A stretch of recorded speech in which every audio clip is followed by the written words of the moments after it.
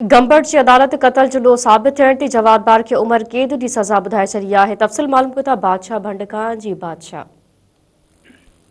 जी बिल्कुल, गंबट की अदालत 10 साल अॻु ॻोठु अलरितो भंड में क़त्ल थियल मक़तूल वज़ीर अली भंड जे क़त्ल केस जी एडिशनल सेशन कोर्ट में ॿुधणी थी। ॿुधणी बाद अदालत पारां ॾोह साबित थियण ते ॾोह साबित थियण ते जवाबदार दिलण भंड खे जेको आहे सो उमिरि क़ैद जी सज़ा ॿुधाए छॾी आहे। मां ॿुधाईंदो रहां त केस में नामज़द 3 जवाबदारनि खे आज़ाद करण जो बि हुकुम ॾेई छॾियो आहे। मां ॿुधाईंदो रहां त एडिशनल सेशन जज मोहम्मद अली रुख जी अदालत ॾोह साबित थियण ते सज़ा ॿुधाई वई ऐं जवाबदारनि खे पुलिस जे गिरफ़्तार करे वरितो आहे। सख़्तु पहिरें हेठि जेको आहे सेंट्रल जेल खैरपुर तां बि जेको आहे उमाणियो वियो आहे। मां ॿुधाईंदो हलां त गंबट 10 साल अॻु जवाबदारनि गंबट थाणे जी हद में मक़तूल वज़ीर भंड खे क़त्ल कयो हो, जंहिंजो क़त्ल केस 2016 में गंबट थाणे ते दाख़िल थियल हुयो, जंहिंजी अॼु जेको आहे सो केस जी फतवा ॿुधाए करे 4 जवाबदारनि मां हिकिड़े जवाबदार दिलण भंड खे 25 साल जी सज़ा ॿुधाए जेल मोकिले छॾियो आहे, जॾहिं त 3 जवाबदार जेके आहिनि अबू बकर भंड, रफ़नवाज़ भंड ऐं एजाज़ भंड खे बाइज़त बरी कयो वियो आहे। जी बादशाह, अपडेट ॾियण जे लाइ महिरबानी।